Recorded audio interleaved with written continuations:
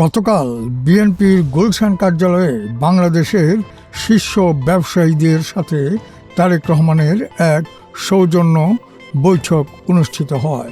এই অনুষ্ঠানে দেশের শীর্ষস্থানীয় প্রায় সকল ব্যবসায়ী নেতৃবৃন্দ উপস্থিত ছিলেন।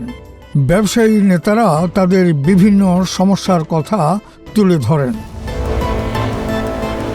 বিশেষ করে দেশের বিরাজমান আইন শৃঙ্খলা নিয়ে তাদের উদ্বেগের কথা তারেক জিয়াকে অবহিত করেন।